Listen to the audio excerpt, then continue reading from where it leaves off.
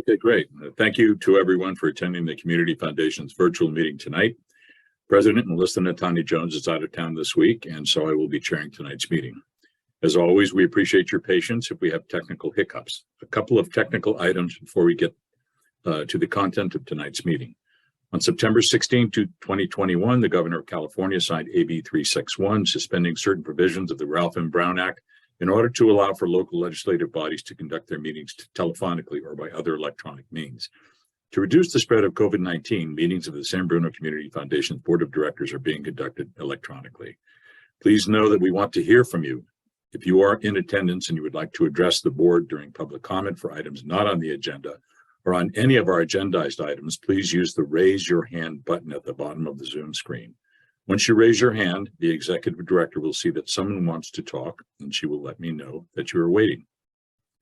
When it is your turn to speak, the executive director will call your name. She will unmute you, and you will be given 3 minutes to address the board. If you're joining us by telephone, you may also address the board during public comment by pressing *9, and the executive director will address you and unmute you. You will also be given 3 minutes to address the board.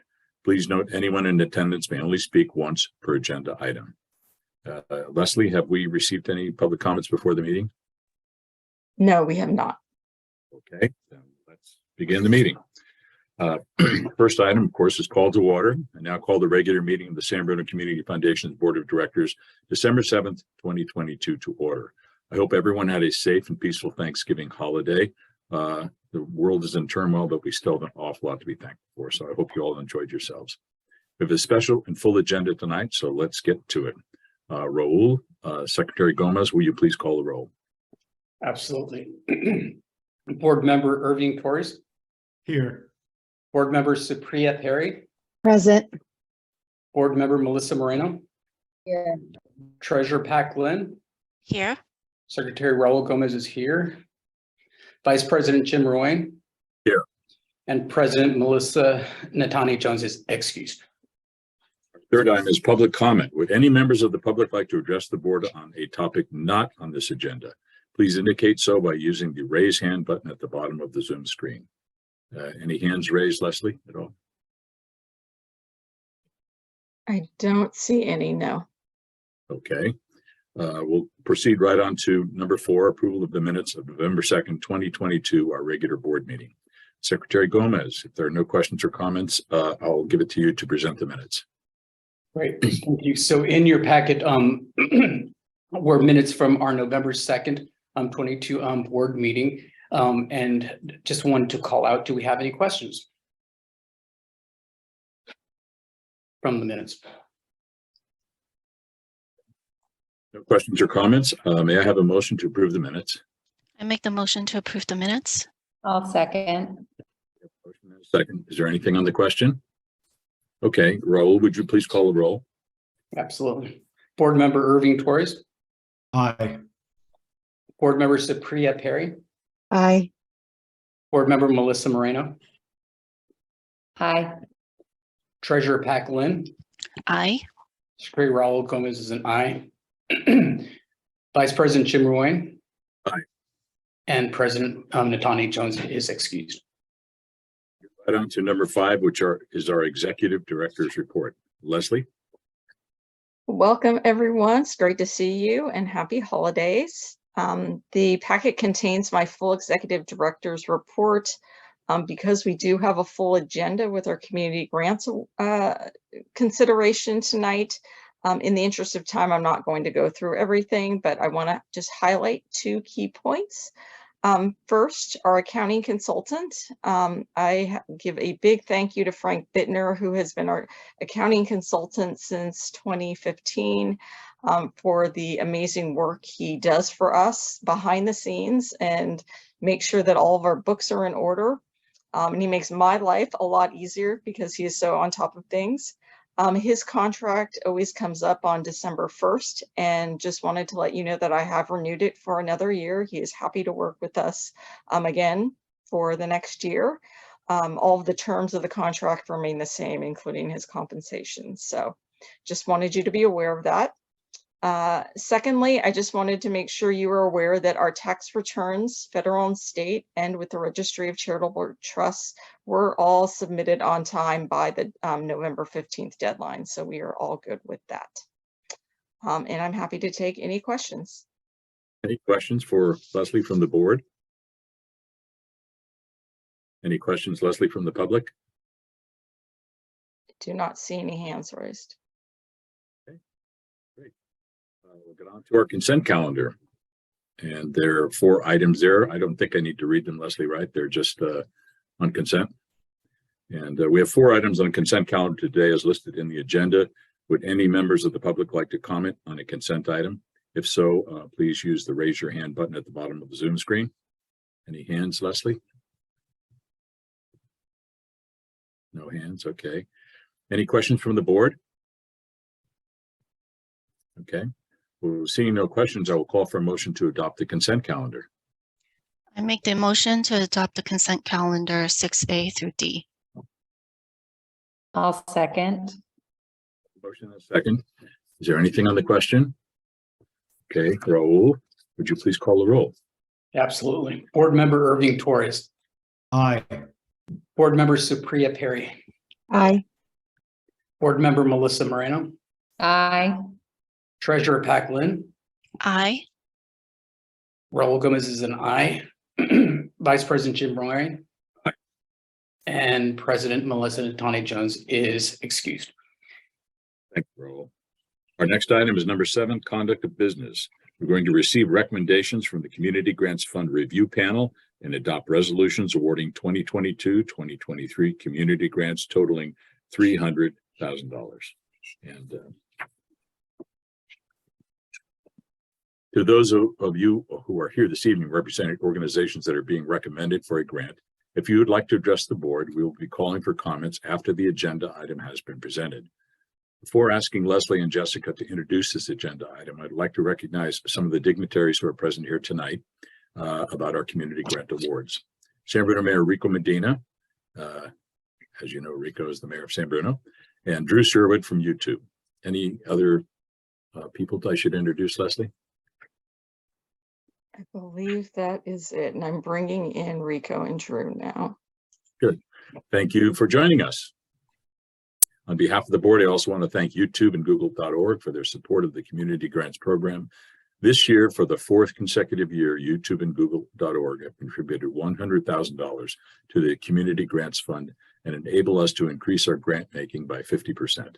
In particular, I want to thank Drew Sherwood from YouTube, who has been instrumental in our partnership with Google and YouTube and who is with us this evening. Drew, would you like to say a few words? I would. I've made this joke before. I might work for a technology company. I hope you can hear me and I'm doing this right. So, well, excellent. Well, thank you so much. So, well, good evening, San Bruno. Thank you for the opportunity to be here tonight and share a few words with you. So, my name is Drew Sherwood, as Mayor Ruane and former Mayor Ruane, now Vice President of the San Bruno Community Foundation, share with you. So I lead YouTube's global real estate and workplace services teams, and I'm lucky enough to be based right here in San Bruno. You know, when I first joined San Bruno back in late 2015, YouTube had called San Bruno home for nearly 9 years at that point. And after spending some time first learning what I'd gotten myself into, I had my first meeting down at City Hall, and I had a chance to meet then San Bruno Mayor Jim Ruane and the community manager. And you know, my goal that night was really to reset and create a fresh start for what you might generously call a pretty light touch relationship that YouTube had with this community that we call home. And I remember being a little intimidated, but I quickly realized after that meeting, I had nothing to fear as long as I did a few things. Like, number one, listened to San Bruno residents, and most importantly, that we followed through on our commitments. I left that meeting a lot smarter about this community and a whole lot more excited about the work we were going to get to do together. And one of the things that then Mayor Wayne shared with me that night was that San Bruno was a city with a heart. And when I met with several council members a few weeks later, I noticed that slogan embroidered on one of the council member shirts. I was a lot younger then. It was about 7 years ago. I was a little naive. And honestly, I thought to myself, well, that's really nice. But what does that mean? And, it did not take long to find out. And one of the incredibly tangible ways that I learned what being a city with a heart meant was when I first met with the leadership team of the San Bruno Community Foundation. So first, I just want to extend my thanks and YouTube's thanks for everything that past and current members of this organization have done for this community. It is so impressive and so humbling at the same time. The legacy that continues to be created will live in this community for a long, long time. But most importantly, we're here tonight because of the incredible respect and appreciation and joy that YouTube has for the recipients of this year's community grants. I've made the mistake when I had the opportunity to be here for this event before of calling out a few of the worthy recipients, and I gave a few of them a shout out. And how could I possibly do that tonight? Every one of these recipients is simply amazing with what you do. What you do matters. And if you're on this call tonight, we share that. We all want to do things that matter. But recipients, you all do. And what you do probably matters more than it ever has before, coming out of these 3 tough years of a pandemic and the unimaginable challenges that we've all faced as a community and independently. But what you all do, it changes lives. What you do makes communities stronger, healthier, smarter. And some of you literally make music that becomes the soundtrack to some of our events here in San Bruno. So thank you. Thank you. Thank you. Honestly, I was a little disappointed when I realized tonight was going to be a Zoom meeting. That feeling at the senior center, surrounded by all of you, meeting you, hearing what you're going to do, your vision, it is inspirational. I left skipping out of that room the first time that we got to do this 6+ years ago. So I missed that a bit. So I'm just going to soak it in virtually tonight. So again, congratulations, recipients. I look forward to seeing what you do in the coming year. You got this grant because we all believe in you. We believe in your vision, your ability to help others, and we are all better for it. So thank you. And with that, I turn it over to our next presenter. Thanks for having me tonight. Thank you. Thank you so much, Drew. And I remember those meetings very, very well. And YouTube made a commitment to San Bruno to be involved in the community, and you have nailed it. You really have. So it's good to see you again and say hi to your team. We really appreciate it. The Foundation's Community Grants Program is a highlight for the Foundation because these funds touch so many different sectors of our community and enable such important work with tangible impacts that enhance the lives of our community in the process. This year, these grants are as important as ever as the community deals with inflation, a volatile economy, the evolving challenges of COVID, on and on. These grants will make a meaningful difference in our community. And I believe Mayor Rico Medina is with us tonight. And Rico, would you like to say a few words? Yeah, good evening, and thank you to the board for allowing me the opportunity. I don't think in the future I'll ever go after Drew. You did exceptionally well, and good to see you at least virtually. Look forward to seeing you in person sometime in the near future. But a big thanks to YouTube, as long as I have been on the council and as mayor in some good times, a challenging time at their headquarters. That really showed when we talk about the city with the heart and the rally and the partnership. If anything tests a relationship, it's something as tragic as that, and how we together came through the other side. It's also that YouTube does many things, and they've always said they wanted to be a part of the community, a partner, and a friend, and they have done just that. Now, going back in history with Mayor Jim running the meeting, I'm having this going back in time when we would when I was on the council and Jim was mayor, he'd say, Rico, keep it short. So but always, Jim, a pleasure to see my friend and former colleague. To the board, I read, listen, and am inspired still by what each of you do, whether you've been there for a long time or a short time. What I do know in my heart and soul is that it is a board that is there for the right reasons, the right causes, and keeps this foundation solvent and keeps it alive, well, and giving back continuously. I personally would stand before anyone to say each one of you and Leslie are people that I have faith in, that I believe in, and I know they have in your heart the right message and the right cause that this community looked to some years ago, when that tragedy occurred in the city of San Bruno. And as Jim had said, something good must come of it.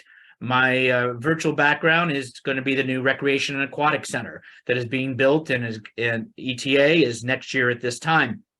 And that is just a testament. But also the scholarships, but also these grants. These are opportunities that and I'll take Drew's word, because I was not going to do it either, is you can't really just mention a couple of them. I've gone through each of the lists of individuals that are going to be the recipients and what they do to help one another.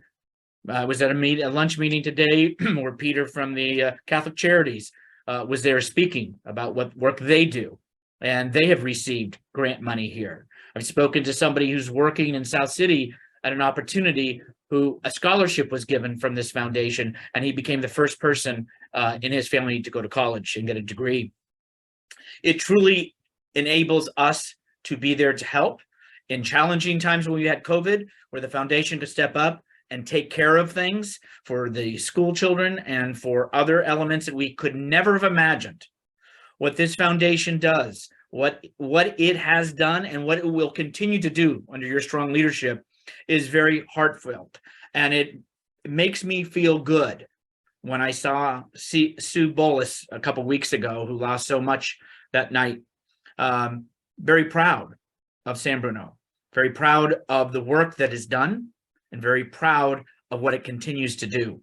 And I can only say, but to my thanks and appreciation to each of the recipients for the work they do, for the folks they help, and the difference they make.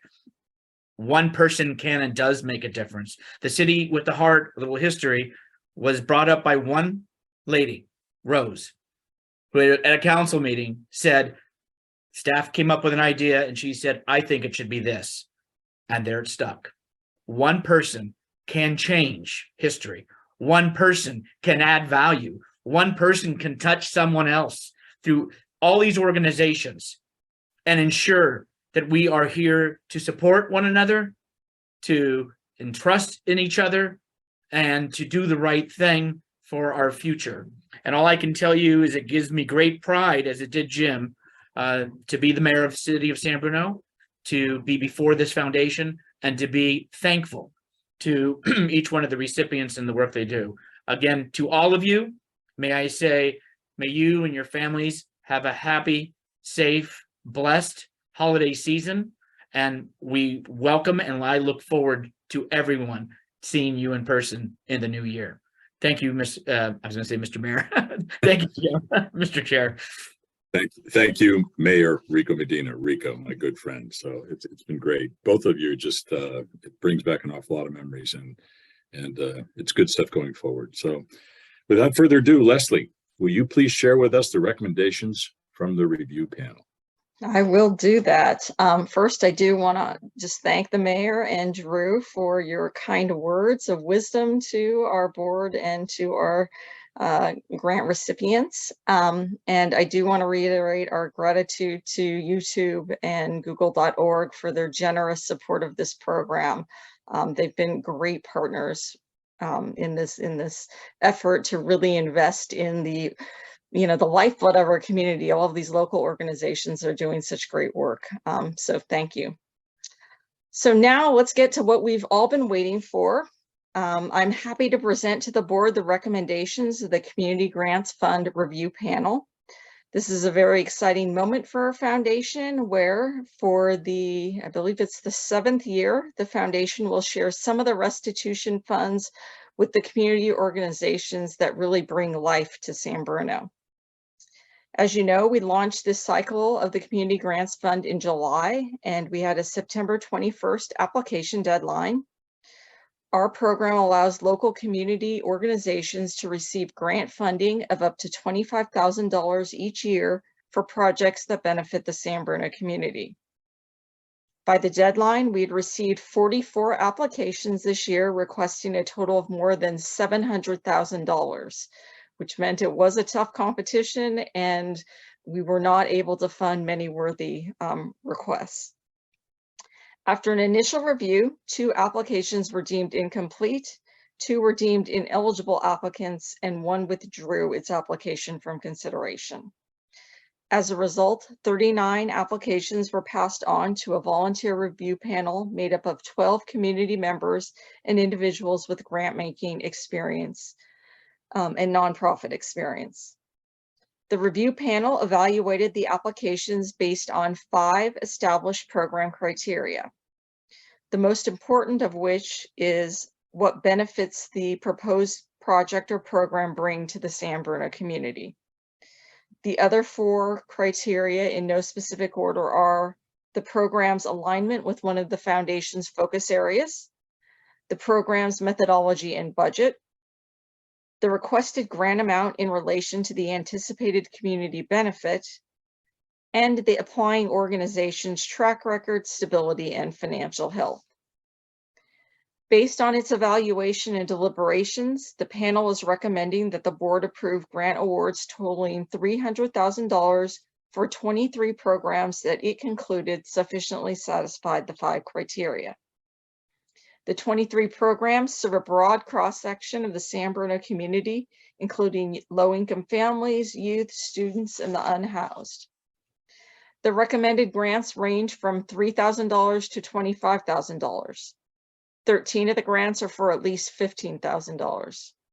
14 of the recommended grants are for specific programs that also received community grant funding in past cycles. 4 programs are receiving funding for the 3rd consecutive year and therefore will not be eligible for funding next year. As I mentioned before, the competition was very stiff this year with so many strong applications and requests totaling more than double the available funding. In order to ensure that a broad assortment of programs serving diverse cross-sections of the community would be funded, many of the recommended grant awards are for less than the amount requested by the applying organization. In the end, the review panel declined to recommend 16 applications for funding. In some cases, the panel found the programs to be worthwhile, but the proposals were not found to be as compelling based on the 5 criteria as those being recommended for funding. Others did not make a strong enough case for need in or benefit to San Bruno, failed to provide sufficient details and supporting documentation, failed to clearly explain how the funds would be used, and or raise questions about the organization's ability to successfully implement the program. When the packet for this meeting was posted, Program Manager Jessica Carrillo notified all applicants of the review panel's recommendation with respect to their specific organization. For those not being recommended for funding, we offered a phone call to explain the review panel's reasoning and provide feedback that could be helpful should the organization choose to apply for funding in the future. Some have taken us up on that offer, and we will be providing feedback to them. We will have the board consider and approve the grant awards in 2 groups, as one board member has chosen to recuse himself from 2 of the grant recommendations. The first group includes 21 programs totaling $280,000. The 21 grants are as follow, and I'm going to try to get through them quickly. The first is a $22,000 grant to Art in Action to deliver visual arts education curriculum at San Bruno Park School District elementary schools to provide all students, regardless of economic circumstances, with an outlet for creative expression. Next is a $15,000 award to CASA of San Mateo County to support San Bruno children in foster care and or the juvenile justice system by pairing them with trained community volunteers who provide one-on-one support, mentoring, and advocacy in the courtroom and beyond. Third is a $3,000 grant to the Center for Excellence in Nonprofits to support nonprofit organizations located in or serving San Bruno through professional development and learning opportunities focused on ideal principles, nonprofit performance and effectiveness, capacity building, leadership development, and sustainability. The next recommended award is $25,000 to CORA, Community Overcoming Relationship Abuse, to provide San Bruno victims and survivors of domestic violence with 24-hour access to crisis intervention services, including crisis counseling, safety planning, and access to emergency shelter. Next is $15,000 to the Edgewood Center for Children and Families to provide low-income, at-risk, transition-age youth in San Bruno with mental health services, peer support, basic sustenance and hygiene supplies, transportation, computer and internet access, and life skills to improve life outcomes, foster independence, and build resilience. $15,000 to the Latino Commission on Alcohol and Drug Abuse Services of San Mateo County to provide culturally based mental and behavioral health services to primarily Spanish-speaking San Bruno residents in substance abuse recovery from their Entre Familia outpatient services program. $15,000 to the Legal Aid Society of San Mateo County to provide legal assistance to San Bruno residents facing eviction or living in substandard living conditions with the goal of keeping them in their homes, preventing homelessness through enforcement of legal rights, and remedying inadequate living conditions through advocacy through their Home Savers program. $20,000 to Life Moves to support unsheltered San Bruno residents, address their behavioral health and medical needs, and provide individualized case management through the Homeless Outreach Team. $5,000 to the Lowen Soccer Club for maintenance of San Bruno's widely used soccer fields at the former Crestmore High School site and the expansion of youth soccer programs in San Bruno. $15,000 to Music for Minors to provide standards-based in-school music education to transition kindergarten through second grade students at San Bruno Park Elementary School, San Bruno Park School District Elementary Schools. $15,000 to PARCA, Partners and Advocates for Remarkable Children and Adults, to support program operating costs and enhance summer camp programming for REACH, an inclusive licensed before and after school daycare program for children with and without developmental disabilities based at San Bruno's John Muir Elementary School. $7,100 to Pie Fest Limited to provide engaging and inclusive STEM experiences to San Bruno Pacific Islander elementary school age children. $9,500 to the San Bruno Amateur Radio Club to modernize emergency communications equipment in the City of San Bruno's Emergency Operations Center for use in the event of local disasters or emergencies. $15,000 to the San Bruno Education Foundation to support the development of a mural on the campus of Parkside Intermediate School involving students, faculty, and artists in an effort to build community and school spirit. $5,000 to San Bruno Girls Softball League to maintain and improve the athletic fields at Parkside Intermediate School to ensure a safe place to play softball for San Bruno youth. $15,000 to Second Harvest of Silicon Valley to serve San Bruno families and individuals at risk for hunger through the distribution of healthy food. $10,000 to the Society of St. Vincent de Paul Particular Council of San Mateo County to provide rent, utilities, and food assistance to San Bruno families and individuals at risk of homelessness through the Peninsula Family Resource Center. $10,000 to Sonrisas Dental Health to increase access to dental care for low-income minority children in the San Bruno Park School District through the Access to Care program and school-based screenings. $10,000 to Star Vista for the Crisis Intervention and Suicide Prevention Center to provide school-based mental health and education presentations covering such topics as depression, anxiety, coping skills, stress, help seeking, and suicide prevention, to reduce stigma and to increase access to care for San Bruno High School students. $10,000 to Upward Scholars to provide financial assistance, academic support, career development opportunities, and mental health support to San Bruno adult immigrants enrolled in community college. And then $23,400 to Via Heart Project to treat cardiac arrest and prevent unnecessary deaths by installing AEDs in San Bruno community spaces and providing CPR and AED training to 7th graders at Parkside Intermediate School. So that's in the first resolution that the board will consider. The second resolution covers 2 grants to the San Bruno Lions Foundation totaling $20,000. One for $15,000 to distribute holiday food baskets to San Bruno families in need through San Bruno Public Schools, and a second for $5,000 to provide a special winter holiday experience for special education students and teachers at El Portal School in San Bruno. One board member will recuse himself from that resolution. I want to thank the members of the review panel who spent many, many hours reading and evaluating the applications. They took their duties very seriously and deliberated thoughtfully to come to agreement on the recommended grant awards. I also want to thank Jessica, our program manager, for all her work. And there's a lot that goes on behind the scenes to make sure this program runs smoothly and efficiently from the kickoff in July until the point we are at right now.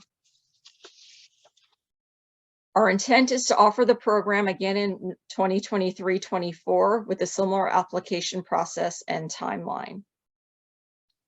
We'd now like to give representatives of the recommended grantee organizations the opportunity to address the board. We will call you by organization in alphabetical order by organization name. Due to the large number of organizations, we ask that only one person speak per organization, and you will have up to 3 minutes to speak. Please make sure you can see Jessica on your screen. She will be indicating when you have 1 minute to speak and then when your time is up. We didn't want to use the share screen because that would monopolize the screen, and we want the board to be able to see the speakers and the grantees. She's just going to literally hold up a sign in her square telling you when you've got a minute and then time's up. There it goes. Board, please make sure you stay muted just because we're going to have a lot of people coming in and out. So I'm going to bring each of you in as a panelist so we can see you, and then I'll convert you back out when you're done speaking. So we are going to start from the top, and let me pull out my list here. We have Mary from Art in Action, and I am going to bring her in. Before we get started, I see we do have one hand raised. Rochelle, I am assuming that we're going to get to you. So, oh, she took it down. We're going to get to you. So we're going to start with Mary from Art in Action. I'm bringing her in.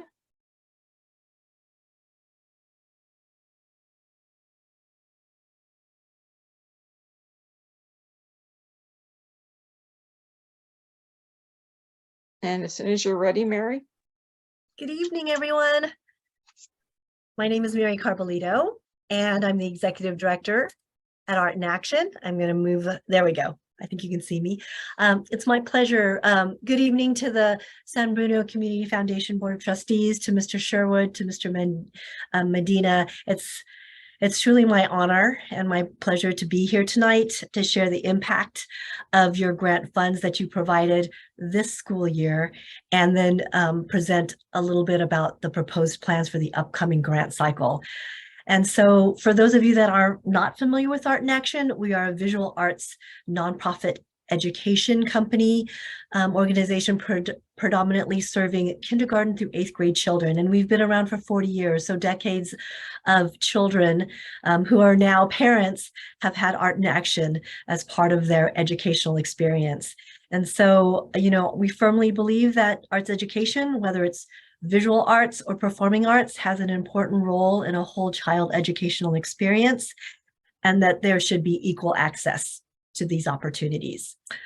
Even more so now, our children are creating art as a tool for healthy self-expression, to process their emotions, in addition to just enjoying and promoting their own self-confidence. Teachers have shared with us that they have used our visual arts programming in order to help children transition back into in-classroom learning. And so we're grateful to be partners with many schools in San Bruno, as well as throughout the San Mateo County. In the current school year, your grant funding has allowed us to bring Art in Action to Allen Elementary and Bel Air Elementary this school year. They are using our programs very successfully. And then in collaboration with Superintendent Duffy and the Director of Ed Services, Angelica Zermino, we wrote a grant proposal, and we're thrilled to be able to, with grant funding looking forward, to expand Art in Action to continue with Allen and Bel Air, but also bring our programming to kindergarten classrooms at Portola and John Muir schools. So thank you to the San Bruno Community Foundation for bringing visual arts programming to the San Bruno community. Thank you, Mary. I am next going to bring in Nikia Richardson from Casa of San Mateo.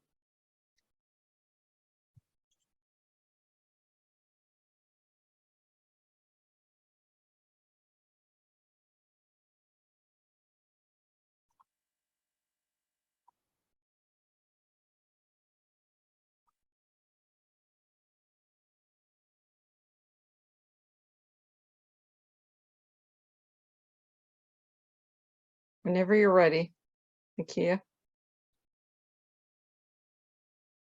It would help if I turned my camera on and unmuted myself. I'm sorry about that. Good evening, everyone. My name is Nikia Richardson, and I'm the Executive Director of CASA of San Mateo County. And I want to thank you for having me here tonight. At CASA, the funds that you provide to our program enable us to train, support, and oversee volunteers who are crucial mentors and advocates to young people in our community, young people from birth to 21 years of age who are navigating the foster care and juvenile justice systems. Over the last year, the number of youth in the San Bruno area that we serve has more than doubled, and your partnership is key to allowing us to make a difference in their lives. In order to do that, we prepare volunteers for their role by providing them with over 30 hours of training and court observation, and the meaningful support that our volunteers are able to provide as a result can look differently in each case for each young person. So I wanted to give you just a couple of examples of what that looks like on the ground. One example would be the case of Jillian, and just so you know, I've changed the names of the young people I'm talking about to protect their privacy, but Jillian was called upon to testify at the criminal trial of her parent, who was charged with the abuse that brought Jillian into the child welfare system. And her CASA, Dana, contacted the DA on the case and worked with that DA to help prepare Jillian for the triggering experience of testifying in court. And she also accompanied Jillian to court and sat with Jillian's foster mom through the testimony to provide emotional support. And the support that our volunteers look like can also look like Aiden's case. Aiden was first paired with his volunteer, Walker, when Aiden was entering his freshman year in college. And when it became apparent that Aiden had vision problems that were significantly impacting his academic performance and daily life, Walker was there for Aiden in many ways, including attending his doctor's appointments and staying by Aiden's side through post-surgery complications and recovery. But CASA volunteers also provide lighter moments to mark childhood milestones. So for instance, volunteers Catherine and Priya supported twins Joshua and Asher since they were 2 months old. Catherine and Priya, coordinate with each other to monitor the boys' development. They ensure that their needs are met, often planning outings together with the brothers. And recently they planned a celebration for the boys' first birthday party. So these are just a few examples of the ways in which CASA volunteers impact the lives of our youth. And this is all made possible through your support. So I want to express on behalf of the entire CASA organization and our volunteers, our extreme gratitude for your support. And I look forward to our continued partnership. Thank you. Next, I'm going to bring in, I may not pronounce it correctly. I apologize, Ozza Simmons, who is from the Center for Excellence in Nonprofits.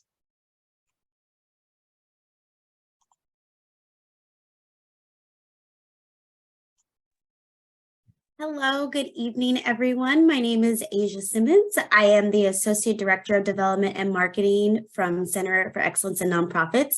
I would just like to say good evening to everyone and thank you so much for your support. Through your support, CEN is able to continue and expand upon its workshops and sustainability for nonprofits and for their leaders and organizations through your funding and expanding to the San Bruno community, and therefore bringing in the San Bruno nonprofits within to the CEN family. So again, thank you so much for your support, and we will continue to expand within the next year. Thank you. Thank you. Going to bring in next Alyssa Whiting from Cora.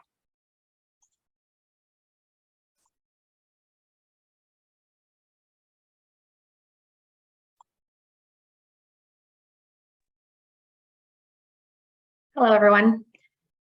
My name is Alyssa. I'm the Development Director at Community Overcoming Relationship Abuse. First off, I want to thank all the members of the board for considering Cora in this year's round of funding.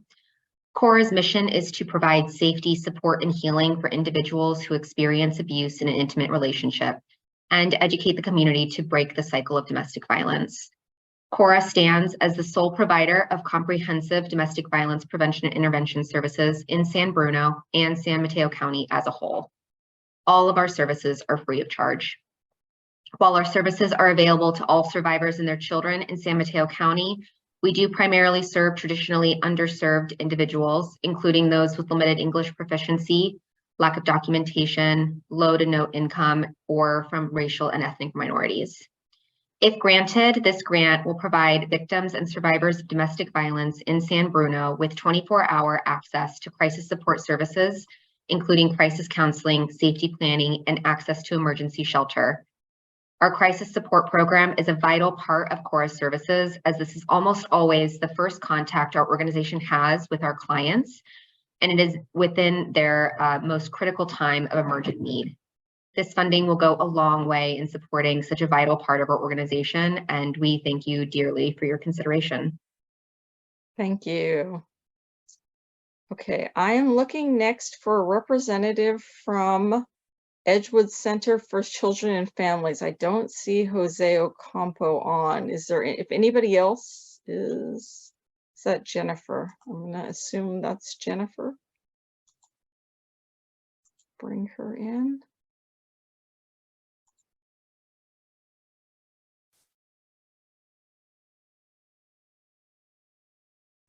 Okay, hi, great to see you, or now you can see me, I guess. Thank you very much. Jose was not able to make it today, so it was a good thing that we're both here. And I just want to thank everybody for all the time. I've been on those panels before in different counties, and it is really difficult. As Drew had mentioned, when you see so much good happening, it warms your heart, but then you have to make choices. So I have to really appreciate deeply that you chose to support Edgewood's Transitional Age Youth Drop-In Center that is located in San Bruno. And that's where our drop-in center started, was in San Bruno. Just like in 2000, this is where our kinship program started. And many of those kinship kids from 2000 are now transition age youth trying to move on. And I don't know if you guys all pretty much remember, weren't you all ready to be adults at 18? Yep, just, kick me out of the house and let me get going.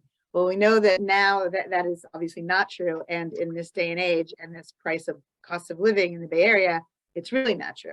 CDC did a study, or actually did a survey of youth in June 2020. And there was a nationwide survey, and almost 63% of transition age youth identified as having both anxiety and depression. It's a higher number of representation of anxiety and depression than any other age group, from a COVID induced or sort of a difference from the COVID generation. And it makes sense because they're transition age. They are now responsible.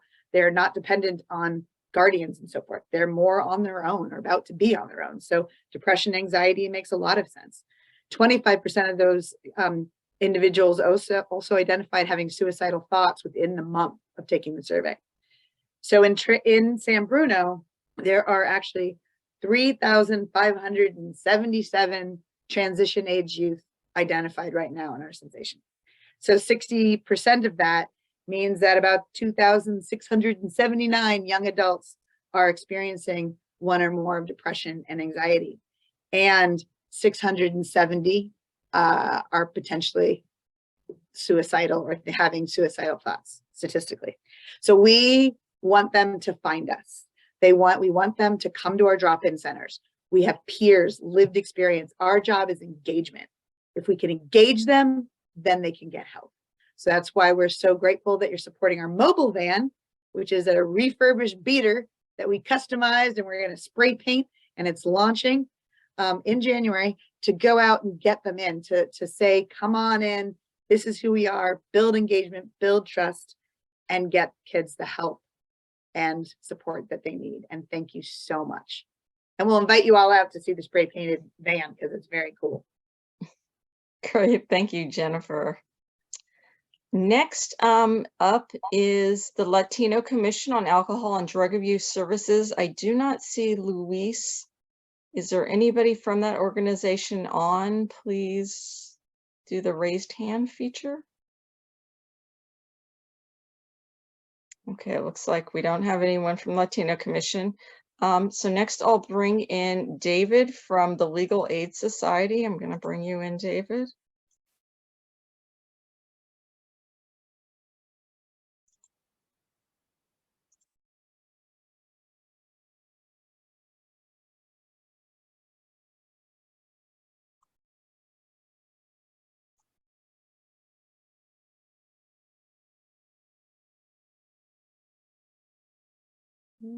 Yeah, there he goes.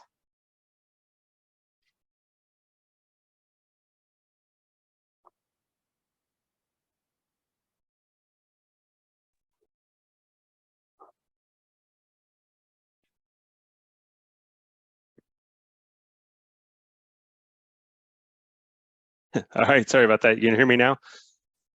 Yes. All right, good evening. Thanks so much for having us. My name is David Carducci. I'm the directing attorney for the housing team at the Legal Aid Society of San Mateo County. The mission of the housing team at Legal Aid is to prevent homelessness. Evictions of tenants are back in full swing now. COVID era protections have expired. Rents are as high as they've ever been. And people and families are struggling to keep up with those high rents and their modest incomes.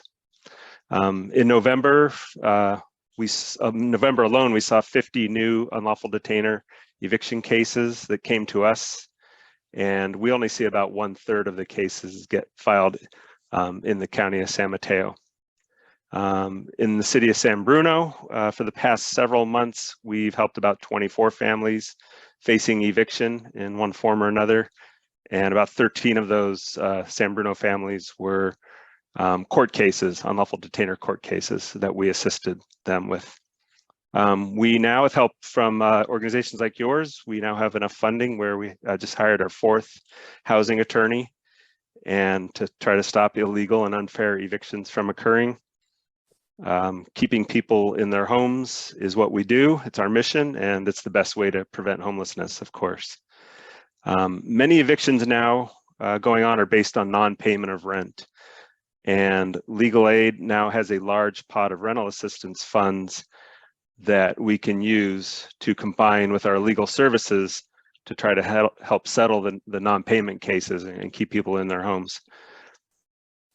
With funding from organizations like yours, we will keep fighting to keep people in their homes. and stop unfair and illegal evictions. And we appreciate your past support and appreciate continued support. Thanks so much. Great. Thank you, David. Next, I'm going to bring in Deanna from Life Moves.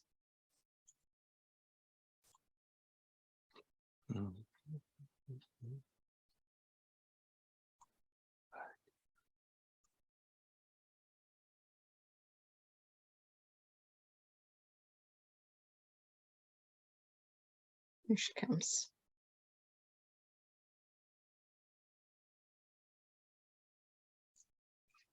Hello, everybody. Thank you so much for having me today. My name is Deanna Garcia. I am the current program director for the Life Moves homeless outreach teams. And I know that this panel specifically has supported Life Moves previously in regard to our shelters in San Mateo County. So we appreciate your continued support. Specifically today, we're here to discuss the homeless outreach team and how we support San Bruno community members. But a little bit of background about Life Moves is that we are the largest provider of shelter and supportive services for individuals and families experiencing homelessness in San Mateo County and Santa Clara County as well. We do operate 12 shelters as well as 8 other facilities from Daly City to San Jose. And one of the additional facilities or programs that we operate is the Life Moves homeless outreach team. On any given night, we provide food, clothing, and shelter to more than 1,300 individuals. And 1 in 5 of those individuals is typically a child. Over the course of this past year, we've returned more than 2,100 people to permanent housing. So I'm very grateful to be a part of this organization. And the work that I do specifically on the homeless outreach team, or HOT, is that we are the boots on the ground element of Life Moves. Where we spend every day canvassing the streets and known encampments to identify, build relationships, and assist unsheltered clients by providing tailored, individualized engagement and case management. Among the individuals and families that Life Moves served last year, our data does show that we served 88 San Bruno residents throughout our shelter locations, as well as an additional 69 San Bruno residents received assistance from our homeless outreach team. And I am actually one of the case managers that supported San Bruno specifically. So very well versed in the community here. And it feels like sort of a second home with as much time as I've been spending up there. So I'm grateful to be able to have this conversation with you all today. We're really thrilled to be recommended for this $20,000 grant, and we would be utilizing these funds this year to support our we would be using these funds for client expenses to allow our homeless outreach team members to offer increased support to those living on the streets, which provides an opportunity for greater trust to build upon in an effort to move these individuals into shelter and long-term permanent housing. We estimate that we will serve at least 60 additional residents of San Bruno in this upcoming year through our outreach program specifically.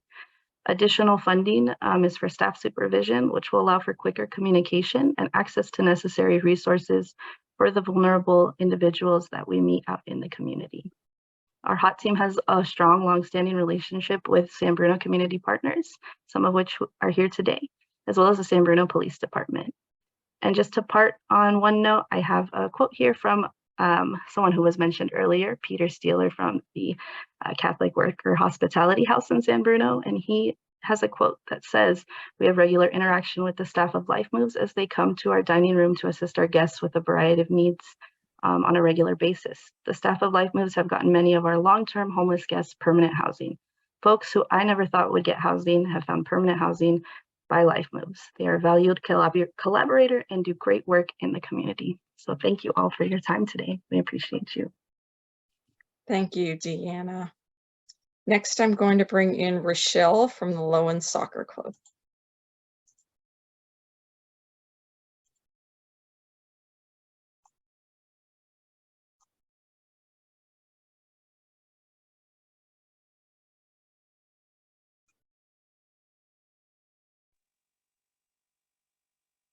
Hello there.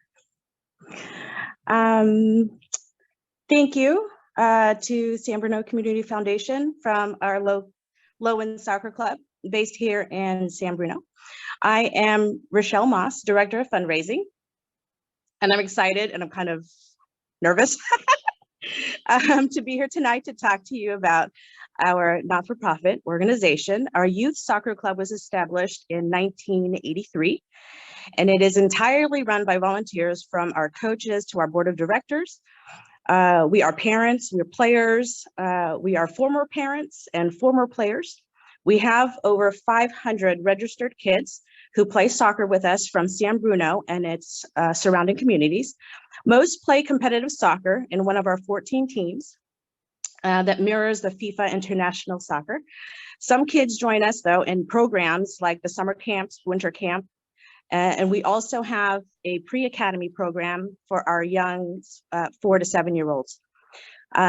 With the Men's World Cup heading to the quarterfinals this week, and the Women's World Cup scheduled for July of next year, 2023, and then the next World Cup coming into the Bay Area in 2026, I'm so excited for our kids who dream big and love playing this sport.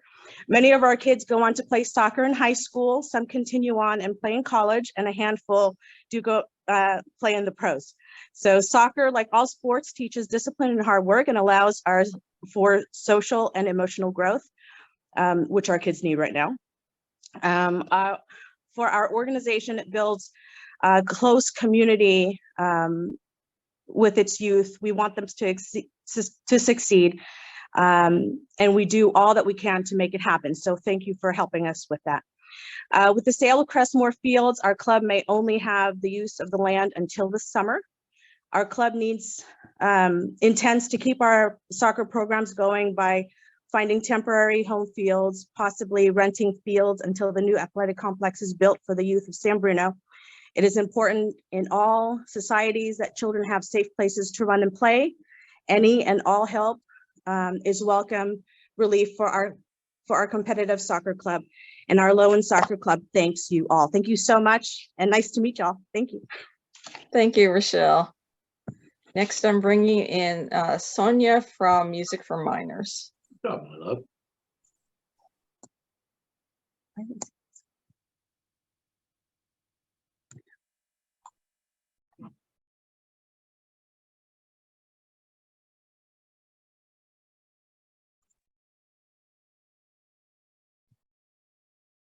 Good evening, everybody.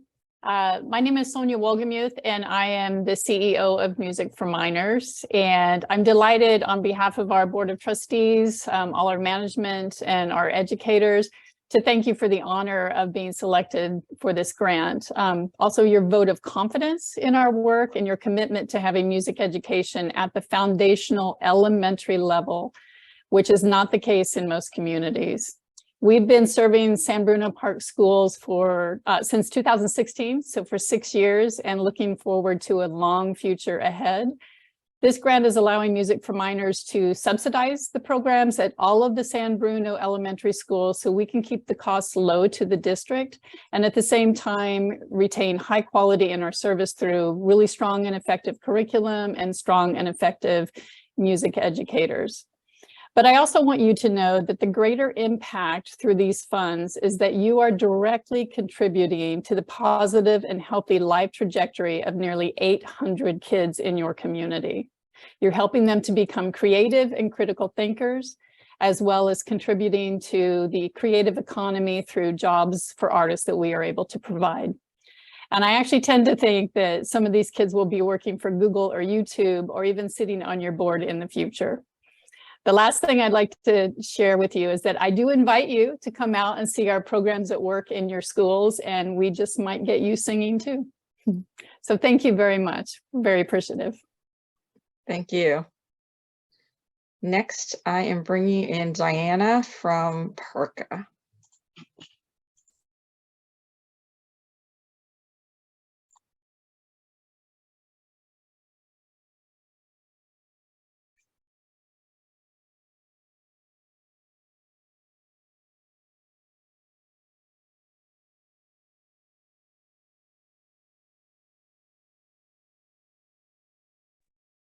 Claire, can you hear me?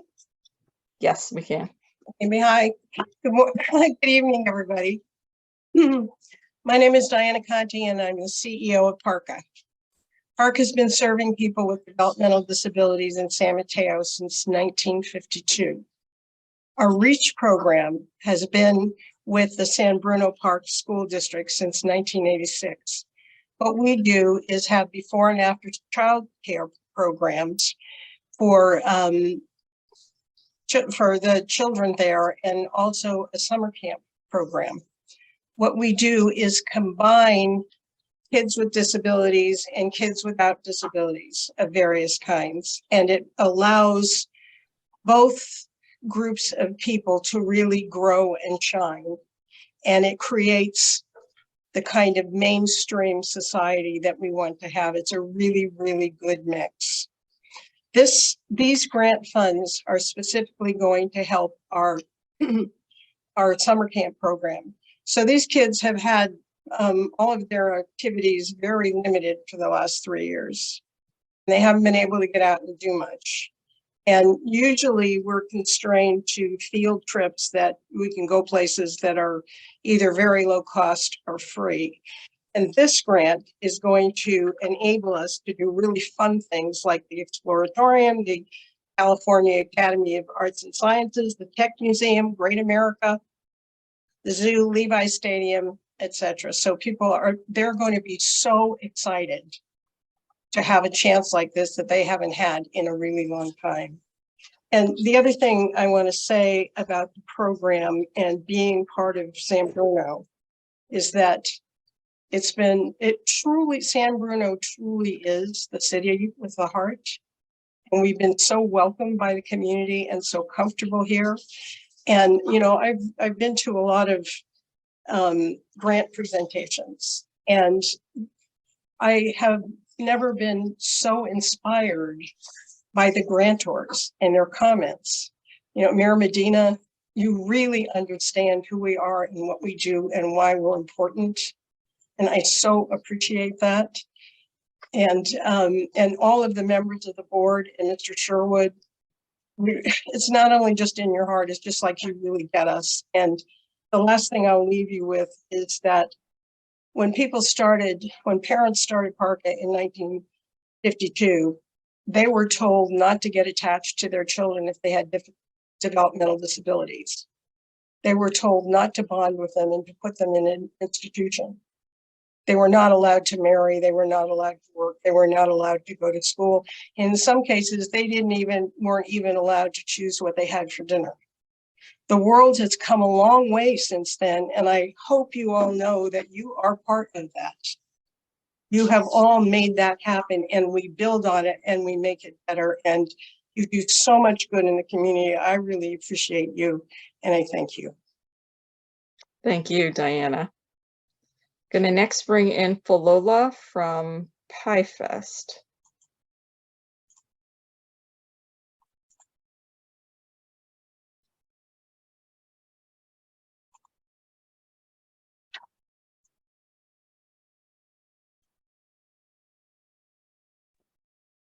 Hello, good evening. My name is Falola Malele.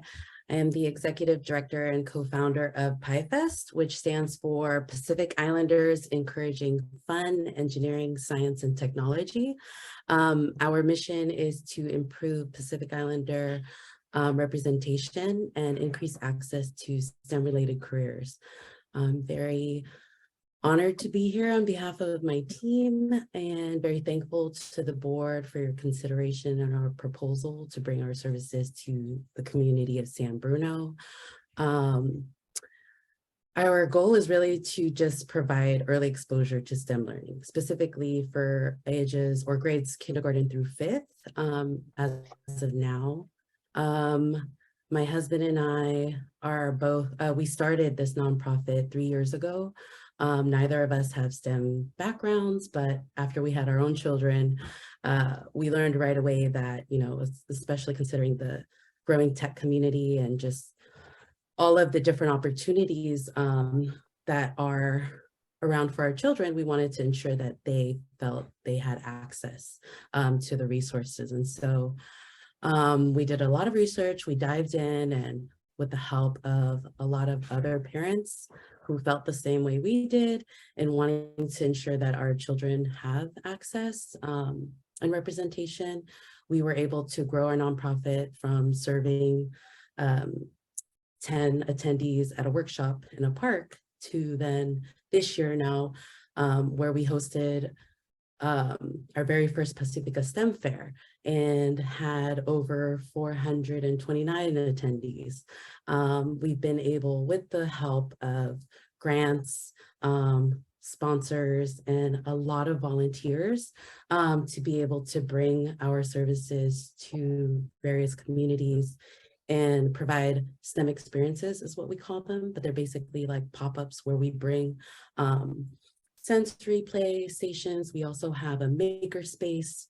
We've created a different stations where we have hands-on STEM activities, but really, we're really trying to get parents and children comfortable with just being there, engaging with each other, having fun with STEM, and knowing that there are a lot of resources that actually already exist in the community, but they may not have been aware of. So we hope to be able to bring our services to San Bruno community as well. And we are so thankful for just having this opportunity to share more about our program. And that is all. Thank you. Thank you. Now going to bring in Dave from the San Bruno Amateur Radio Club.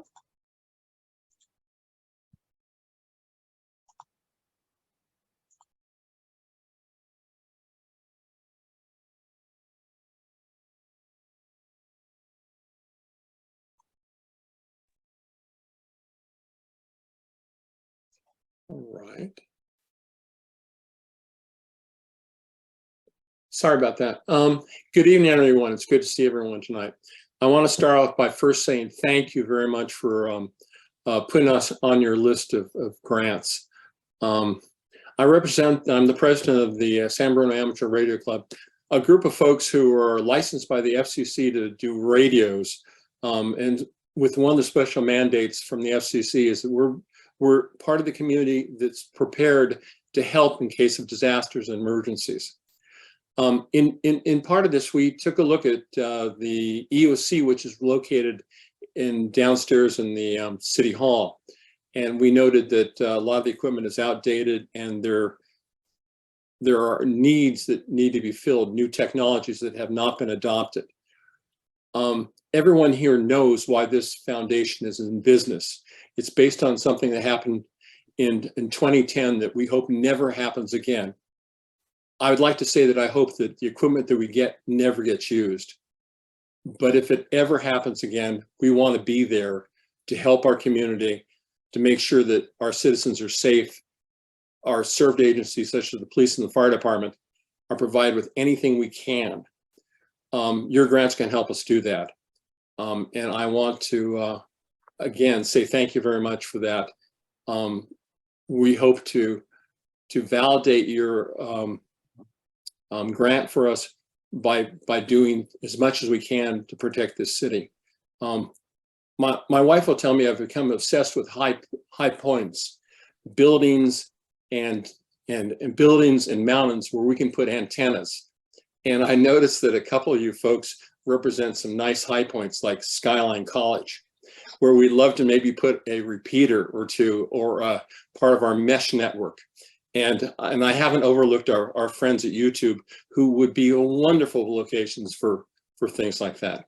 Anyway, I want to say once again, thank you. And that's as much as I can say. Thank you very much. Have a good evening. Thank you, Dave. I'm Jim, next going go. I'm next going to bring in Heather from the San Bruno Education Foundation.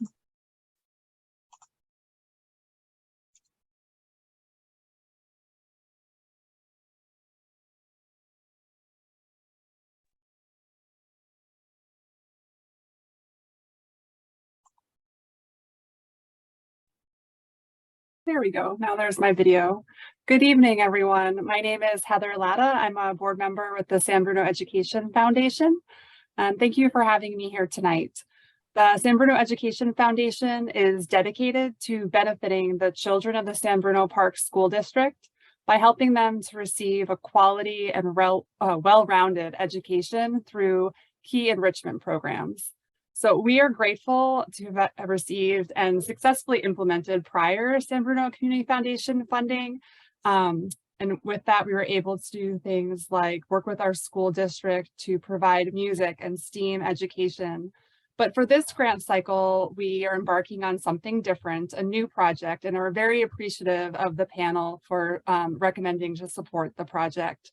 So this new project would bring local artists and the art teacher at the Parkside Intermediate School in San Bruno together to develop a mural on the Parkside campus.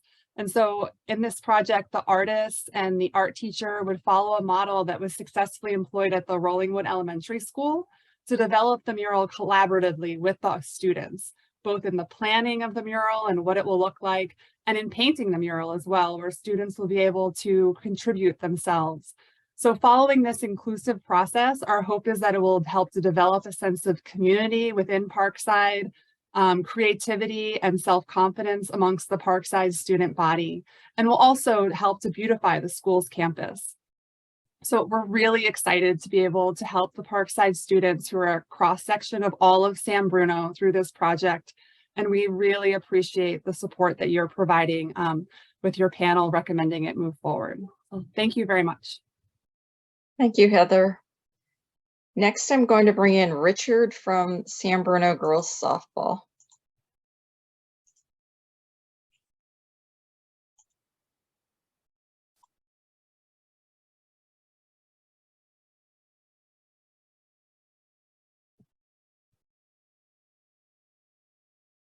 Try bringing in Richard again.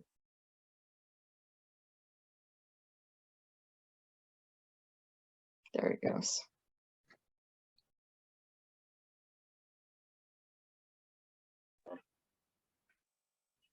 Hi, can you hear me? Yes.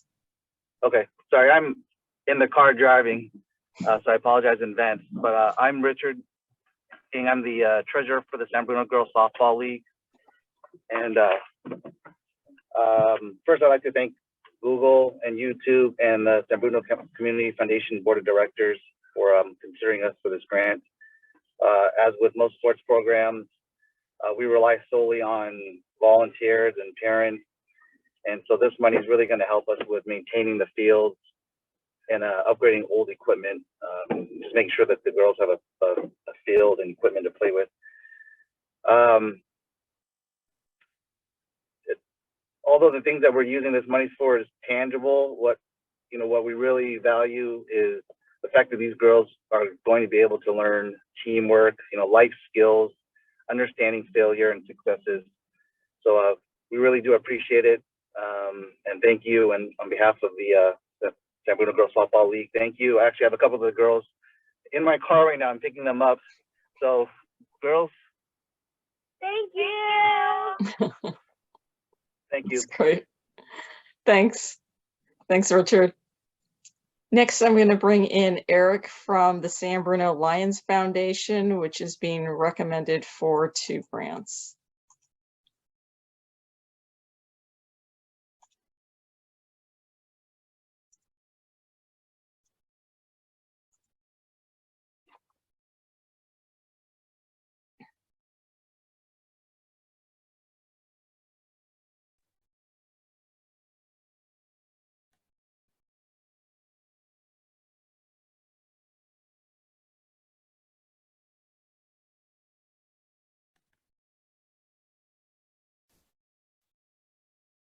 Hi, can everyone hear me?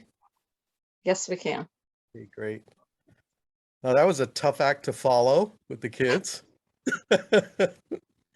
I am Eric Ribeiro, the current and very proud member of the San Bruno Lions Club. I am their president for this year. And the San Bruno Lions Club has been in existence in San Bruno since 1943. This is our 79th year of doing work and serving the community. And we're extremely appreciative of these grants that have been given to us. especially in the holiday season, where there are a lot of families that really need help. So this money will go to provide food baskets, working with the elementary schools to identify the families. And so far, our list has 110 families that these will go to. We also have Operation Santa Claus, which this will also support, bringing toys to special needs children, and also to recognize the teachers. So on behalf of the San Bruno Lions Foundation, thank you very, very much. And happy holidays, everyone. Thank you, Eric. Next, you. I'm going to bring in Terrell from Second Harvest of Silicon Valley.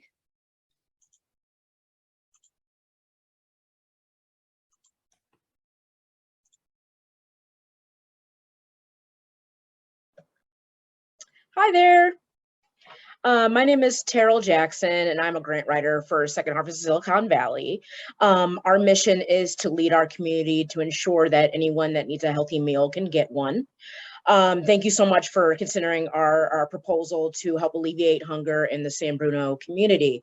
For many in our community, the inability to stretch their dollars despite working 1 to 2 jobs has become a new way of life, especially as the rents continue to outpace their wages. People have to choose between getting food or gas or paying for rent.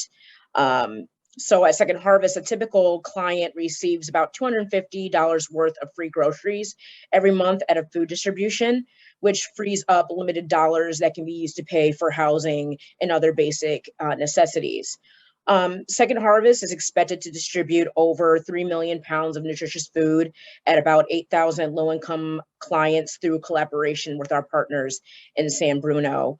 They'll receive fresh produce, high quality protein, and dairy items such as chicken, tuna, milk. They'll also get whole grains. Clients will also have access to nutrition education and CalFresh application assistance. Both clients and agency partners receive food from Second Harvest at no cost to them. We build that into our fundraising budget. So support from the San Bruno Community Foundation will make a tremendous difference in the lives of families and individuals in San Bruno who are unable to access healthy food on their own. So thank you so much for considering our request. Appreciate it. Thank you. Next, going to bring in Ginny from the Society of St. Vincent de Paul.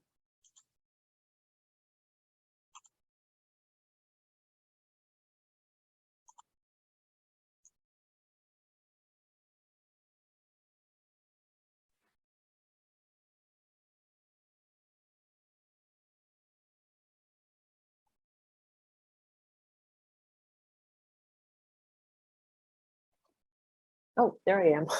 Sorry. I'm Jenny Moranz with Society of St. Vincent de Paul, San Mateo County, and we really appreciate all the support that San Bruno Community Foundation has provided in the past and is recommending for us again this year.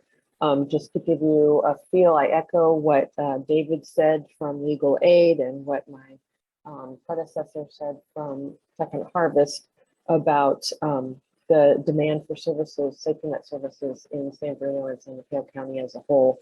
For example, between January 1st and September 30th of this year, St. Vincent de Paul provided almost $22,000 in rental assistance to 11 San Bruno families. That included 24 residents, which included 8 children and 4 senior citizens. We also provided $8,800 worth of food and another $5,700 worth of grocery gift cards to 520 San Bruno residents. We have seen, as was mentioned with Legal Aid, the spike in rental assistance demands in the past 2 months with all the eviction moratoriums expiring.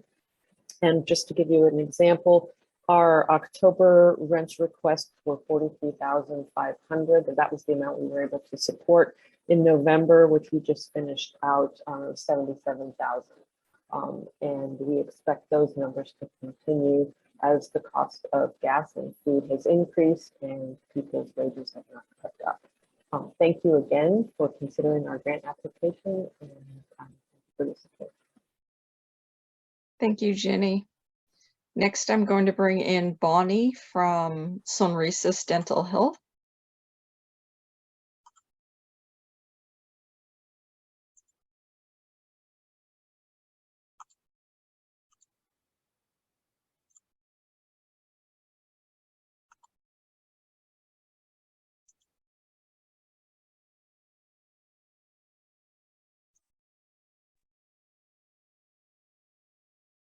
Hi, everyone. Thank you. My name is Bonnie Ju, and I'm a dentist and the Community Engagement Director at Sonrisas Dental Health. We're a nonprofit dental center providing high-quality dental care to people of all ages and backgrounds in San Mateo County, including those facing barriers to care due to financial, physical, or developmental challenges. And I want to thank you all for your support of our programs the last few years. It's meant a lot to us. About 72% of our patient clinic visits serve low-income individuals, and our school-based dental screenings primarily serve Title I schools in San Mateo County. In fiscal year 22-23, we will provide approximately 14,000 dental visits across our 2 clinics. In addition to clinical services, we provide oral health education and free dental screenings for children and increasingly for older adults. Since oral health affects overall health at every age, and seniors are among the most underserved when it comes to dental access. We believe that disease prevention is just as important as restorative treatment. In calendar year 2022, Sonrisas has served 164 San Bruno residents ages 0 to 18 in our dental clinics, of which 9 patients' care was funded by the San Bruno Community Foundation. Through our community outreach program, we provided 1,200 dental screenings to children in San Mateo County, including 142 in San Bruno, of which 60 were funded by the San Bruno Community Foundation. So thank you, along with care coordination outreach and education to the parents. These screenings have been so impactful for children in San Bruno. At one of my dental screenings at Bel Air Elementary School, I saw a little girl with so much severe decay in her mouth that most of her back teeth were broken down to the gum line. You could see the nerves poking out right through the middle of her teeth. I mean, I don't even know how she was able to eat anything. She was 5 years old and had never seen a dentist before. I asked if any of her teeth hurt, and she pointed right at those back teeth. We were able to contact her parents, as we do for all the students that we screen, and coordinated care for her immediately. Her parents didn't even know she was hurting. They also didn't know that she qualified for Medi-Cal dental insurance, and we helped them navigate that hurdle so that they could afford the urgent care that she needed. And that story ended well, but not all children are so fortunate. Most kids that age aren't even able to express that something is bothering them or hurting, and instead they might act up or look like they're not paying attention in school when actually they're just in pain. So your support of these dental screenings are giving a voice to these children and empowering their families to help them. Needless to say, your community grant funds have been life-changing for many people in the community. We are very grateful for your consideration of our proposal for continued funding to support dental screenings and access to dental care for children living and learning in San Bruno. Thank you very, very much. Thank you, Bonnie. Next is Lauren from Star Vista.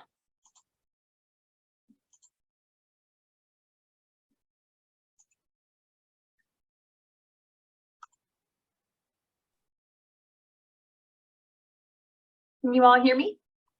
Yes. Perfect. Hi, I'm Lauren Jimenez. I use she, her pronouns, and I'm here on behalf of Star Vista's Crisis Intervention and Suicide Prevention Center, which has been providing crisis intervention and suicide prevention services across the county for over 55 years. I first just want to start off extending a huge thank you to the foundation and board on behalf of our dedicated crisis center team. They couldn't be here tonight, but we're so excited when I shared the recommendation news, and this is going to hugely impact youth in San Bruno. This past year, we were able to serve youth at Cappuccino High School with suicide prevention and mental health presentations. And this coming year, with board approval, we will be able to do the same at Cappuccino High School, but additionally conduct outreach to additional San Bruno schools from elementary to high school, as we're seeing need even as young as elementary school kids, to expand accessibility for San Bruno youth to have these vital mental health supports and resources, to provide this increased level of support. Our Crisis Center actually recently hired a dedicated outreach specialist to focus on presentation, implementation, and development. And this new staff member will also be supported by our new team crisis supervisor to further increase our capacity, as we have just seen demand continuing to rise during the pandemic and even before then. So with San Bruno Community Foundation support, this is greatly going to help us to get these services to all of the youth in need in San Bruno. This year, we also hope to add a presentation for parents, as we've seen this past year. That folks that are not the youth themselves, but the parents and supportive adults in their lives are really needing services and support as well, and help in knowing how to identify certain symptoms in youth that they might have trouble and need support. So really, on behalf of all of us here at Servisa and the Crisis Center, just thank you so much for your support this year. And we look forward to doing this work with you in 2023. Great, thank you, Lauren. Next, I'm bringing in Marta from Upward Scholars.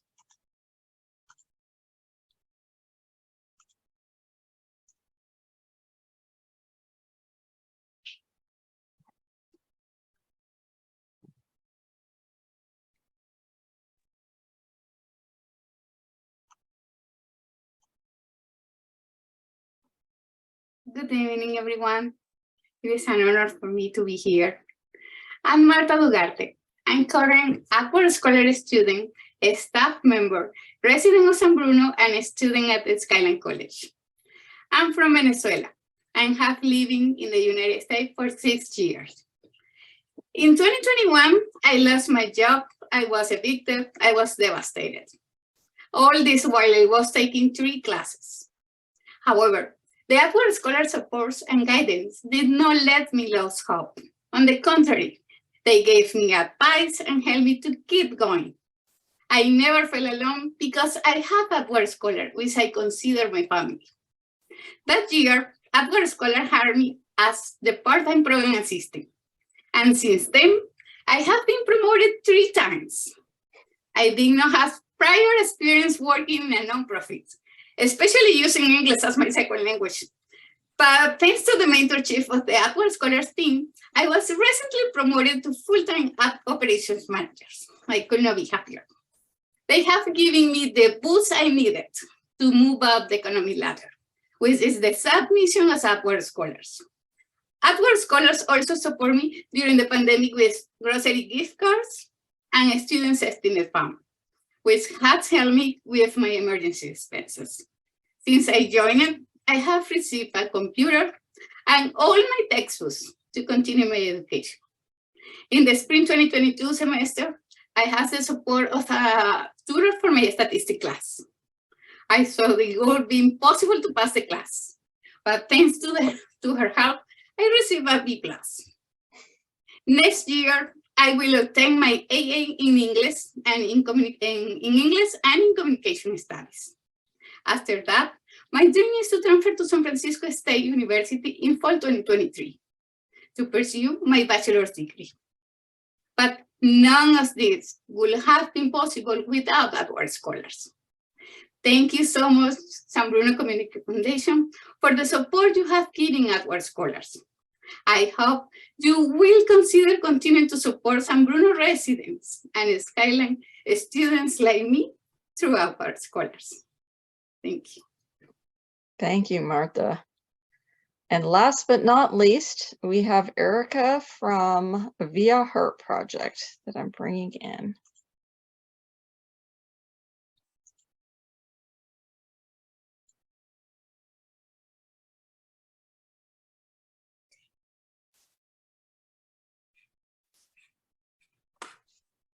Hi, everybody. Last but not least, here we are, Via Heart Project.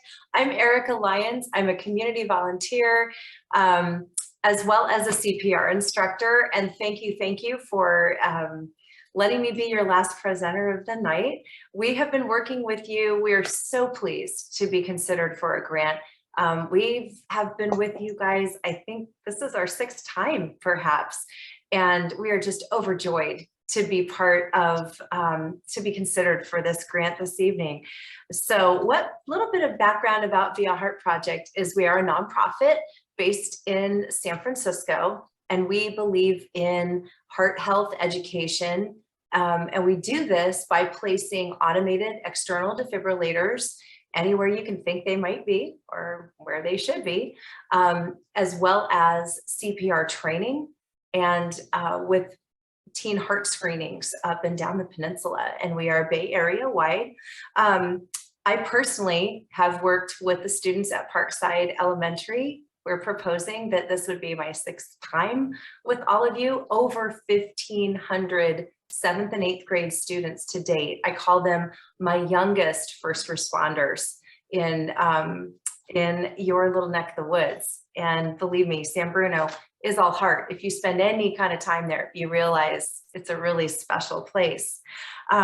So what we're proposing this year is we would like to place 2 more automated external defibrillators at Skyline College, 2 of what we would call safe station towers at 2 of the Little League fields, because we all know how often those are used within your community by so many different wonderful teams, like that dad with the kids in the car. I can't compete with that as well. And then again, we'd like to teach over 300 students at Parkside Intermediate School. In fact, this past year I was blessed to work with San Bruno Fire and have some of their best and brightest with me. And it was really a fun couple of days that we had. So I want to thank you all for considering us in helping us to help create San Bruno to be even more heart safe in your little neck of the woods on the peninsula. So thank you so very much. Thank you. That's the whole crew, Jim.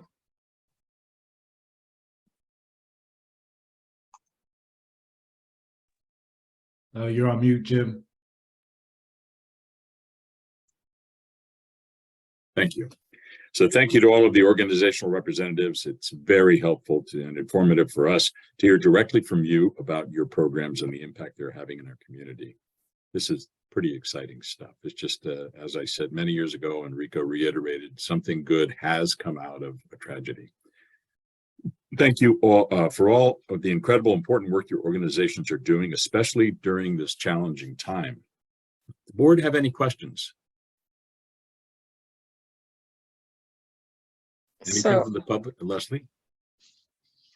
No, go ahead and take questions from the public first.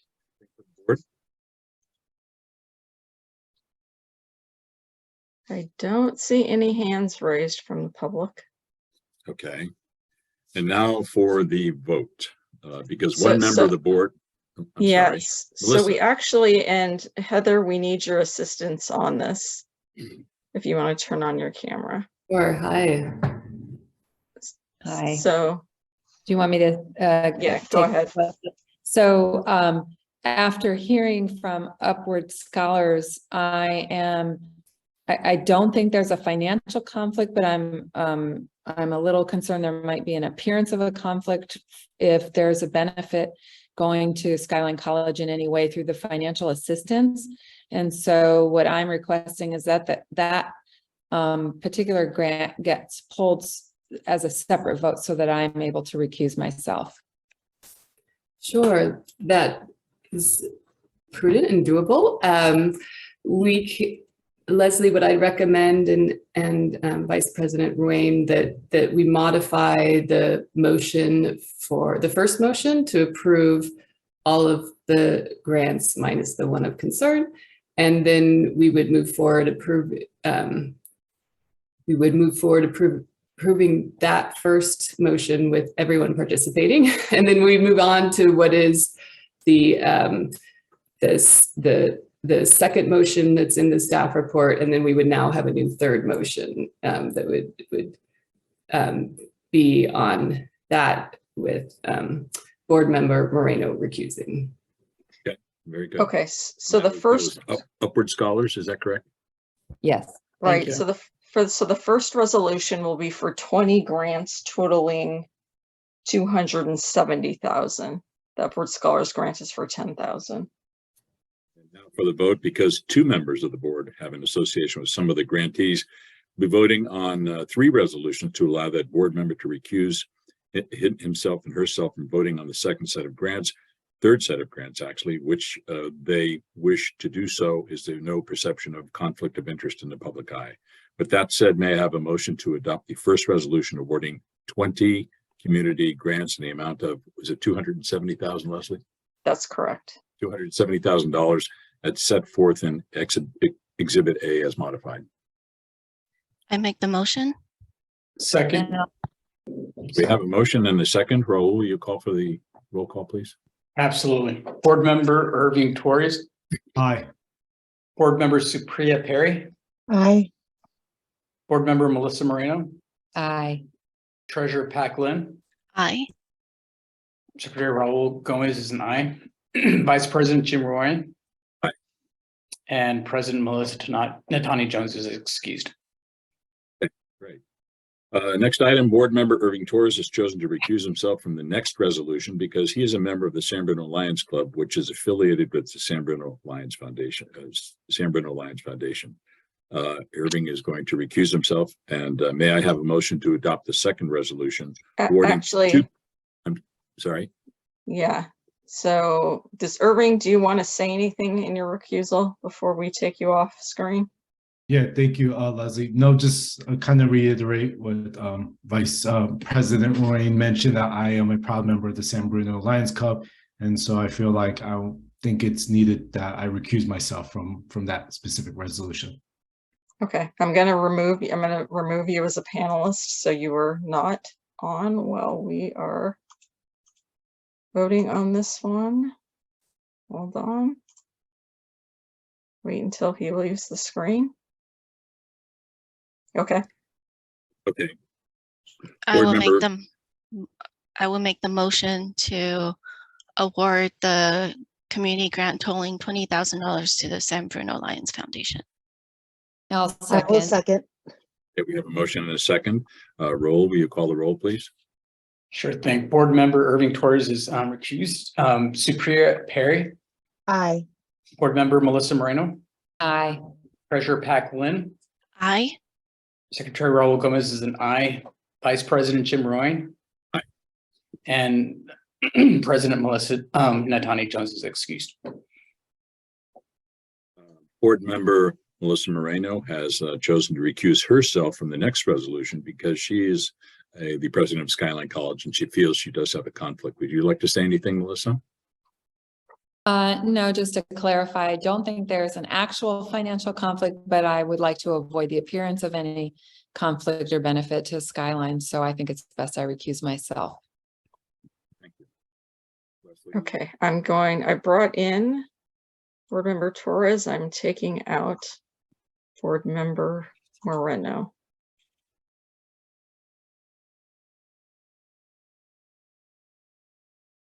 Okay, she has left. Okay, having said that, may I have a motion to adopt the third resolution awarding $10,000 of community grants to Upward Scholars? I will make that motion. Second.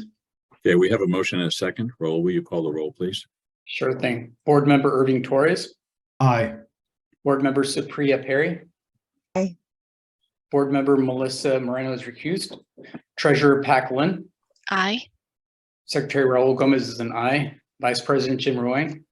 Aye. And President Melissa Natani Jones is excused. Great, thank you. Congratulations. Just a hearty congratulations to the grant recipients and thank you for your projects and programs that touch the lives of so many in San Bruno. And a very special thank you to Jessica Carrillo for all of her hard work on this. I know it's a lot of work and it's a lot of work. And also to my dear friend, Mayor Rico Medina for the support of the San Bruno community. And last but not least, Drew Sherwood from YouTube. You've just been a big part of this community since day one. And we hope to continue our work with you. Thank you.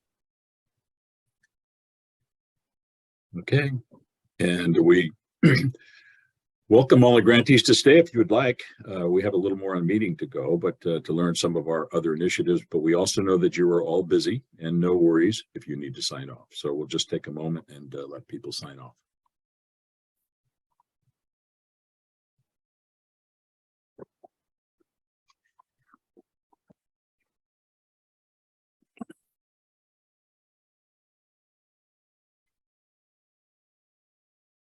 Are we good to go, Leslie? I think so. We're good. Okay, great. The next item is B, receive a report on other programs. The Crestmore Scholarship and Strategic Grants Executive Director Hatamiya will give us an update on our other programs. Great, thank you. In the interest of time, I'm going to refer you to the written report, but just want to highlight two programs for you tonight orally. Let me first begin with the Crestmore Scholarship. We launched the 2023 Crestmore Scholarship on Monday when the online application became accessible, and we updated the marketing materials, which have been distributed to high schools and community colleges throughout San Bruno. So we have posters, and I don't know if you can really see that very well on the screen, posters and flyers that we have sent in both hard copy and electronically to our community colleges and high schools. Jessica will also be posting them all over town, so you will start to see those cropping up at stores and gathering places around town. We've not made any significant changes to the program this cycle, but we will continue to improve our outreach efforts to attract more applicants, particularly high school seniors planning to go to community college and community college students planning to transfer to four-year institutions. We will be offering virtual and in-person workshops for applicants in January and February. Jessica is setting those up with the high schools and Skyline College, so those will be available for applicants. The application deadline is March 7th, 2023. Please let folks in your networks know that that opportunity is out there. I can get you hard copies if you would like to have them in hand. I have already distributed electronic copies to all of you. So we will be seeing those scholarship announcements. We will let the applicants know of their status by the end of April, so they are able to take the award in consideration as they decide what college to attend by the May 1st deadline for most of them. And then they will be joining us at our June board meeting as we always do. And hopefully that will be in person, so we will get to meet the 2023 scholars and their families directly. Okay. And just wanted to give you an update on the Recreation and Aquatic Center grants. We received quarterly reports for the 6 active RAC grants at the end of October and beginning of November. And we made grant payments last month totaling a little over $8.3 million. As shown in the staff memo, as of November 15th, the foundation has paid out a total of $32.4 million in RAC grant payments, and we have a balance of $17.6 million left to disperse. All of the funds to pay out the remaining RAC grant payments have been transferred to the liquidity pool, so they are safely protected in our liquidity account and ready for disbursement as needed with the quarterly reports. And that is my presentation. Happy to take questions. I see we Questions do for have Leslie from the board? Yeah, we do have one hand raised already. Okay. Thank you, And from the Drew. public? Yes. From a board member. Oh, I'm sorry. No worries, Drew the chair. Leslie, But Irving. questions about the Crestmore Scholarship. One is which high schools are notified about the scholarships? And then the second question is for the in-person workshops, are they held on the weekend? So we distribute them to a lot of high schools. So obviously Cappuccino, actually all of the high schools in the San Mateo Union High School District, because you could get a district transfer. We also send them to the public schools in Pacifica and South San Francisco as well in adjoining school districts, and then a host of private high schools from San Francisco down the peninsula that we know San Bruno students have traditionally applied out to. So it's a pretty extensive list of high schools that we do outreach to. For the community colleges, we do the 3 colleges in the San Mateo Community College District, as well as City College of San Francisco. Those are the 4 we primarily focus on. And then your second question, I'm sorry. If the in-person workshops are held on weekends. So all of the workshops are held during the weekdays. We've actually asked some high school students what is best for them, and the feedback we've gotten is that actually they would prefer weeknights. So we've scheduled those based on what feedback we've heard. But we are open, we are flexible. If we do get demand for a weekend workshop, we're happy to accommodate those. The in-person ones are at Skyline and at Cappuccino High School, so those will most likely be on the during the weekdays when school is in session. And the virtual ones, we have a lot more flexibility, obviously, to have those whenever is convenient for applicants. Thank you, Leslie. Mm-hmm. Questions from the board? Leslie, any questions from the public? I don't see any, no. Okay. Report from the investment committee, item C. Treasurer Lynn is chair of the committee and will introduce the report. Pat? Yes, thank you, Vice President Jim Ruane. So on November 16th, the investment committee held its regular quarterly meeting, and there were 2 items that were discussed. One is on the investment outlook and the foundation's portfolio performance, and the second is on the cash flow needs related to the RAC grants. The economic analysis provided at the meeting were based on data through September 30th of 2022. During the meeting, Sandhill Global representatives expressed an optimistic outlook on the economy. I used the word optimistic instead of positive. And that they do believe we're not currently in a recession. And some of the stuff they talk about, as they normally do, includes the current economic forecast, economic growth, interest rates, inflation, commodity market, and so on and so forth. If there are questions specifically on why they are optimistic, we can get into that if there's questions. As for the foundation's 3 investment accounts, as of September 30th, 2022, the total balance was $52.3 million. So, and then today, when I look at the accounts, after accounting for the $8.3 million transfer from the liquidity pool to the general bank account for the RAC payment, we currently have $45.8 million. So if you were to take the 52 million minus the 8 million, it's about $1 million less than what we have today. So that's a good thing. Regarding the cash flow matter in paying the RAC grant, Mr. Domkowski acknowledged that the 20.7 million was transferred in September, and that is transferring from the strategic plan to the liquidity pool. And by that transfer, we were spared by the September-October market dip. And if you were to look at the Dow Jones Industrial, you do see kind of like a U or a V shape right around the September-October period. The committee also discussed the future of the foundation's portfolio investment policy. The committee members noted that if the foundation board decides to transfer all or some portion of the remaining funds in the strategic pool to the quasi endowment pool, once the RAC grant payments are fully paid out, that would be the natural opportunity to rebalance the portfolio. Basically, that's the time we would naturally look at our asset allocations and any investment policies that we may want to change. The next meeting is going to be on Wednesday, February 15, 2023.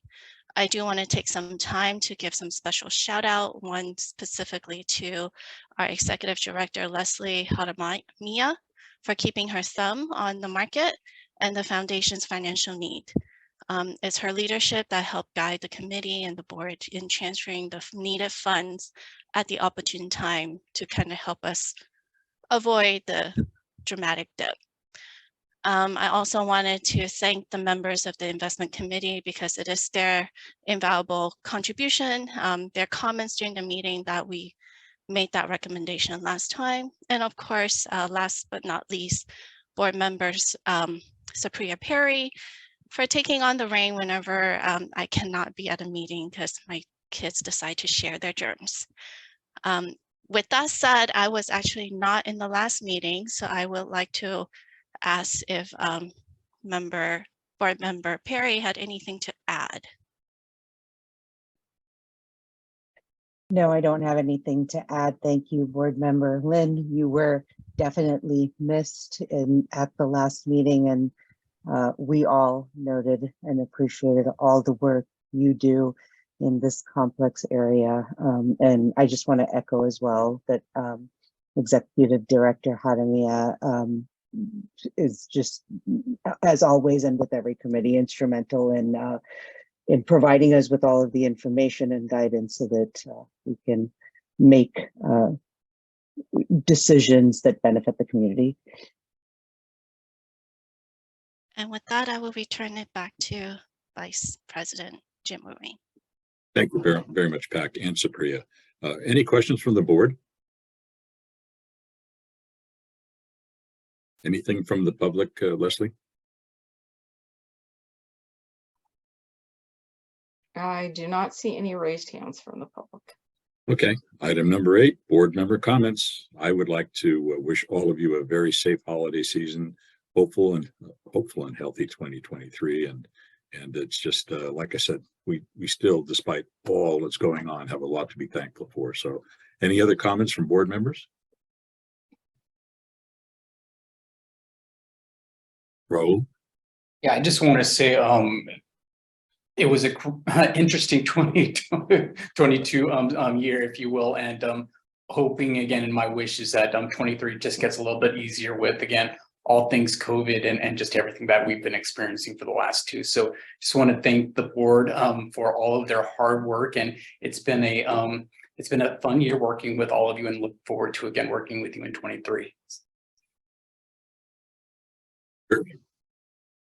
Thank you. I just want to, my special thanks and appreciation to both Leslie and Jessica, especially as being a new board member as well, and just kind of completing 1 year on the foundation. Just thank you so much for all the support, and especially to you, Jim and Raul and Melissa, for your leadership and mentorship throughout this year as well. And to the new members, glad to be on this foundation with you as well. Thank you. Anyone else?